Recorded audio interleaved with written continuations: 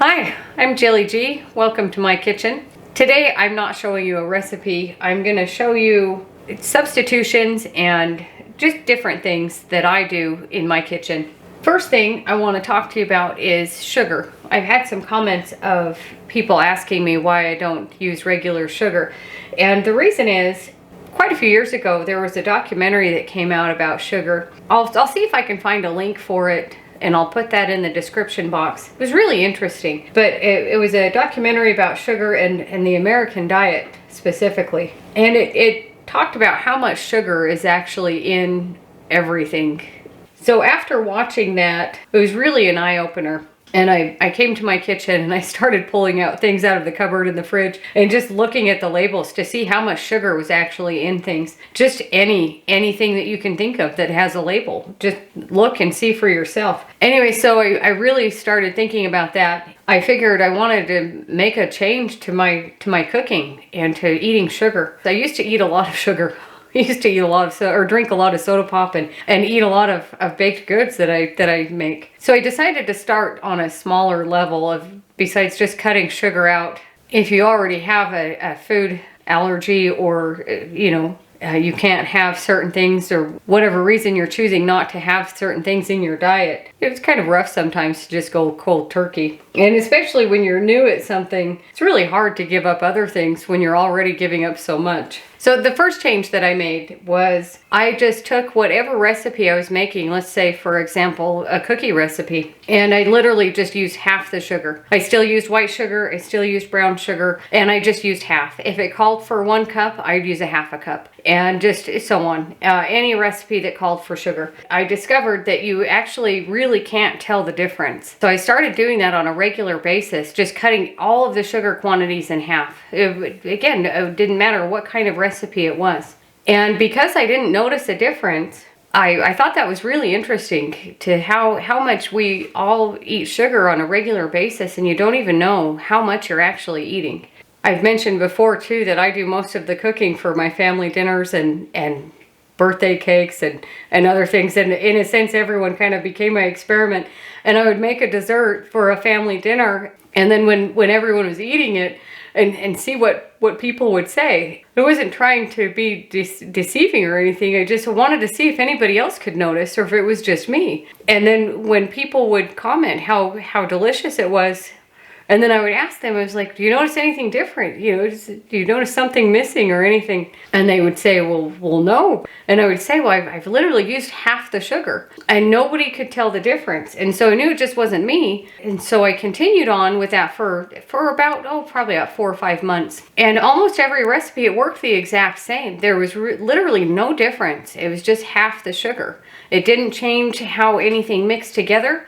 It didn't change the viscosity of anything, and it didn't change the texture. Like literally nothing changed. It was just half the sugar. So then the holidays were coming up, and I was thinking that I'm making all of my holiday pies, and there was a lot of things that I was making, and so I decided to just kind of go back to the regular amounts of sugar, because I had done it with cakes and cookies and some other things, but I hadn't tried it with all my pie recipes, and I was kind of unsure if it would still work with fruit pies and things like that. And so I decided to just follow the recipe with the regular amount of sugar. When you're baking so much at the holidays, you don't have time to redo things if they don't turn out. And so I went back to the full amounts of sugar, and my husband and I, we were eating pies at Thanksgiving, and we both kind of whispered to each other, is this really sweet? Like, why is this so sweet? Is there always this much sugar in everything?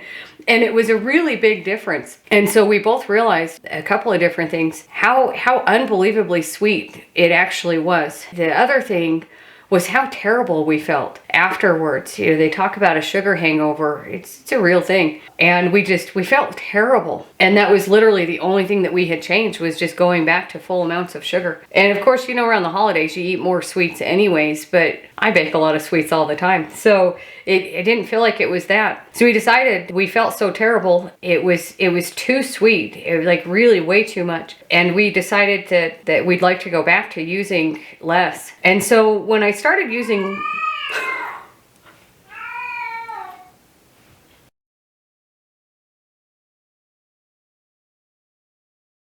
So I decided to go back to just using half the sugar in all of my recipes. And then I started looking into some other sugars, and I'd heard that coconut sugar, for example, I've got two different kinds here. Of course, they're both gluten-free. I usually kind of look for which ones are on sale, and they both work the exact same, and they almost look the exact same for that matter, but there's a lot of different brands out there.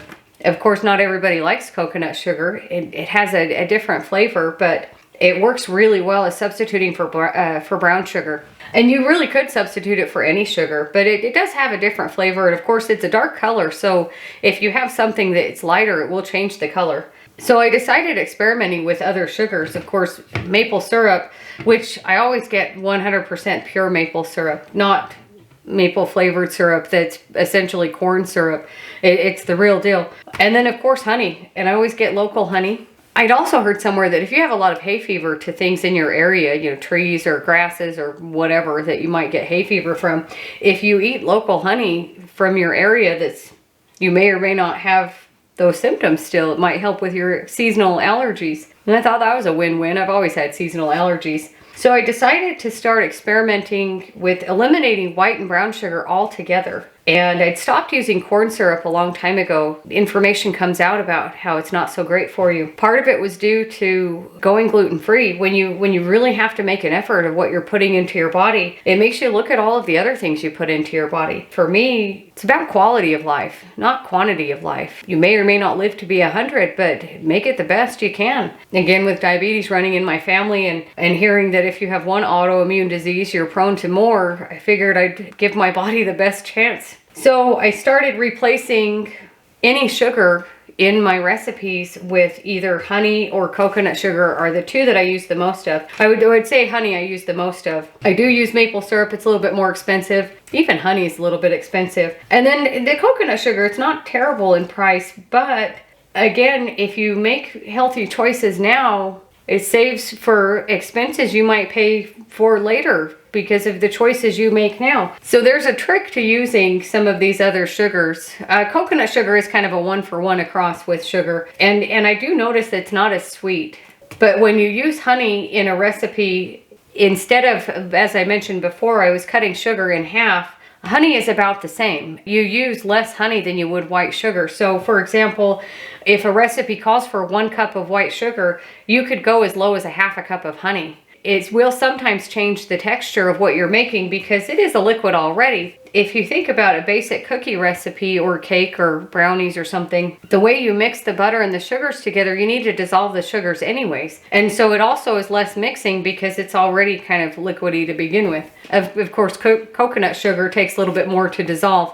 After I had used less sugar and then went back to full sugar and then went to less sugar again, I did that for about a year of just half of sugar in everything. And then I was making lemon bars for a family dinner, and I hadn't made the lemon bars with honey yet, and I wasn't quite sure if it would work out, and I was kind of in a hurry to experiment, and again, I didn't have time to make it again if it didn't work out. And so I just used regular white sugar in the lemon bar recipe, and it turned me into a crazy person. I ate four lemon bars in one sitting, and I thought, oh my God, turned into a crazy person, and I just ate them as fast as I could.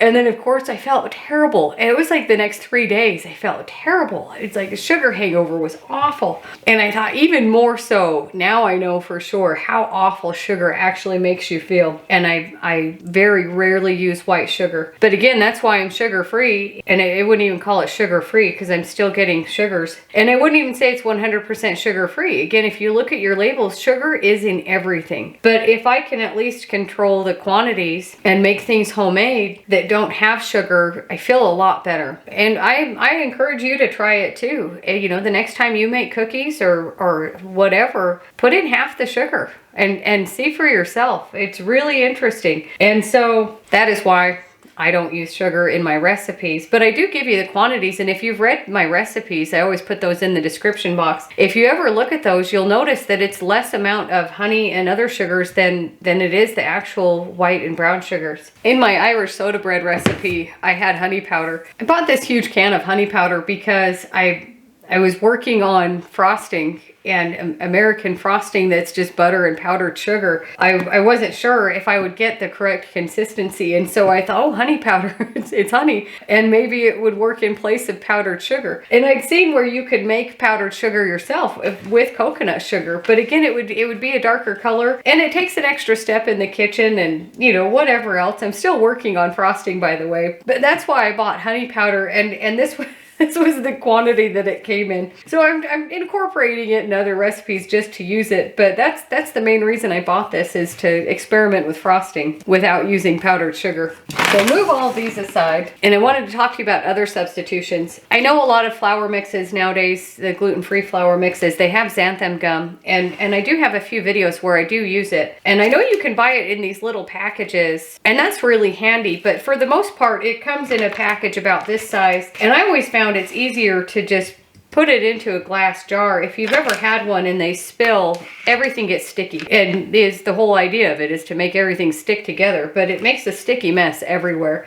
And so for that, I just put it in a jar. And I don't use it very often, but there's also guar gum, and it works the same way. I find that it's not as sticky as this is. And I know it's such a small amount that you usually add to recipes, but I don't use this one very much either. I use the xanthan gum a little bit more in my tortilla recipe and some other things, but this works really well too for a good swap out. And then arrowroot powder, I've heard that it can be used the same as either of those, but I haven't really tried it for that. I bought this small container because I didn't want to get a bigger one if I didn't like it or wasn't consistent in my baking needs. From what I hear, it is the same as these two, but I've only ever used it in substitution as other starches, you know, such as these three to thicken a gravy or something. But because I know that these other ones work so well, I haven't really used very much of this. If you use it a lot, let me know what you think. I think it's good to have just in case. And I've also had some people ask me about gravies, and don't worry, gravy recipes are coming soon. But if you're not thickening your gravy with flour, you know, these are kind of the standbys for that, which cornstarch works really well. Potato starch is actually a little bit trickier to work with. If you use too much of it, it really gets gluey, and so it doesn't work exactly the same as either of these. Even for just a gravy, I prefer the cornstarch if that's what the recipe calls for, if it doesn't call for flour. But I like the way the cornstarch works a little bit better than either of these. I know there's a lot of people out there that can't have corn, and so these are good substitutions. And for the tapioca flour, if you've ever used the cassava flour, which is actually where tapioca starch or flour comes from, I've noticed if I swap out and use cassava flour in recipes, it does a very similar thing. It's really kind of sticky. So there's your 3 or 4 kind of thickeners there. And I've also heard of people using just the xanthan gum to thicken gravies. And I've never tried that before. In fact, I'd never actually heard of that. I can see why people would use it, but I never have. And if you've had success with that, then by all means, you continue on. So again, for substitutions or swap outs, I don't know if you've ever used quinoa before. It's an ancient grain, and so is millet. Quinoa is really good for if you need to substitute rice in any recipe. It works really well. It cooks a lot faster. And of course it's smaller, you know, they're just little small grains. But this is a really good swap out for anywhere that you would use rice, and so is millet. They're about the same size, but I think they're really good substitutions. Millet is really good. I made a millet pudding once that was a rice pudding recipe, and it turned out really good. Or even just kind of as a breakfast, you know, in place of an oatmeal or whatever kind of breakfast hot cereal that you'd like. These work really well for those too. But again, if you can't have rice, I've heard there is millet flour as well. I've never used millet flour, but I do like using the whole grain. And I also wanted to talk to you about oats. And I just need to say, I'm not sponsored at all. This is all just things that are in my kitchen already. So gluten-free oats. When I first went gluten-free, there were no gluten-free oats, at least that I could find. No stores, you couldn't find them anywhere. And any research that I found on the internet, everything always said, you know, there are no gluten-free oats. And it's not the oat themselves, it's the way they're processed. And they're usually processed in the same facility as wheat. And so there's just cross-contamination everywhere. And so it wasn't I just gave up oats. I figured I wouldn't be able to have them again. which was really too bad because I really like oats. So then I started hearing of farms that were having dedicated fields to oats that were gluten-free, and then gluten-free oats started coming available in the store. And it took me a long time before I would try them, and it's only been the last 3 years or so that I started trying oats again. And I started out really small because I was really nervous. I hadn't had oats since 2011. And even though they said gluten-free, I was really unsure because I had heard, you know, again, internet websites or people you talk to, I'd heard that some people, even after having gluten-free oats, were still having trouble with them. And so I was really a little nervous to start out and trying them. And so what I did is I bought a package, and the package of oats then was in a size about that size. And as you can see, I've moved up to the bigger sizes. I started out using oats in my meatloaf. I had mentioned in my meatloaf video, there was a gluten-free cracker that had come out that if you ground it up just right, it worked pretty good in meatloaf. It wasn't amazing or anything, but it worked. I had tried buying some of the terrible gluten-free bread and using breadcrumbs in meatloaf, and I hated it. Growing up, we always made our meatloaf with either saltine crackers or oats, and most of the time it was always just oats. And so if you like what you grow up with, to switch to breadcrumbs, and especially gluten-free breadcrumbs, it made a terrible meatloaf. It was just really disappointing. And then I found the cracker recipe that worked really well, and I think it was crackers that were made out of garbanzo beans, something like that. And they, some company had made them into crackers. And so I'd crush those up and put those in my meatloaf. But if you didn't get them crushed up small enough, then you'd have a big piece of cracker, a soggy cracker in your meatloaf. Nobody wants to eat that. So when the gluten-free oats became more and more available and I decided to give it a try, I tried meatloaf. And I did that for about a year. You don't make it, all the time. It's maybe 2 or 3 times a year I make meatloaf. And I decided that I'd done so well with that, I was gonna broaden my horizons and try other recipes like oatmeal cookies. I hadn't had oatmeal cookies, ones that I'd made or store-bought. I stayed away from oats. And so I made some gluten-free oatmeal cookies for the holidays one year and ate the cookies and didn't have any trouble, and I've been using oats ever since. So then for other substitutions, for eggs, flax is really good for a lot of things. So you can put flax really into anything. You can sprinkle it on a bowl of oatmeal in the morning or your cereal or in anything, any baked good, any kind of muffin or bread or cookies. It changes texture and flavor a little bit, but you can really put it in anything you want just for some extra nutrients. Even on the back of the package,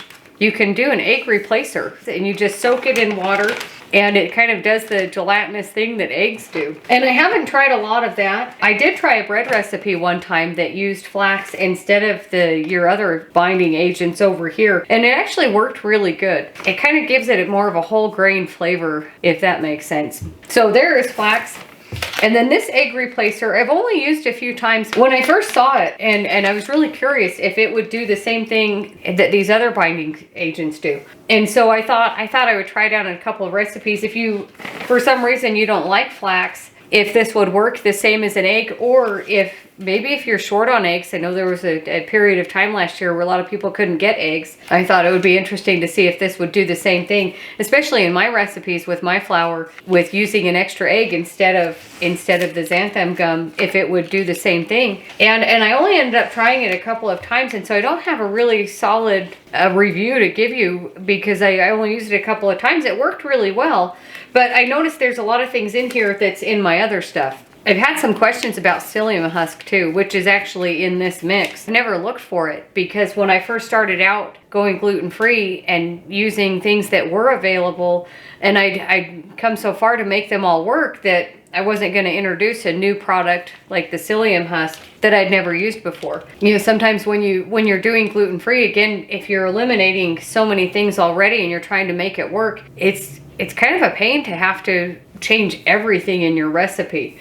Again, I didn't start changing my sugars until 8 years into celiac disease. And then even then, oats, it's only been the last 3 years that I've been using oats. And so it can be really overwhelming to change everything all at once. I don't always try a lot of new things that are out there just because I already know what I do works. So there's all of my substitutions and why I stopped using sugar. If you have any questions or comments, let me know. If you have something better, by all means, share your information. Thanks for watching. Don't forget to like and subscribe. We'll see you on the next one.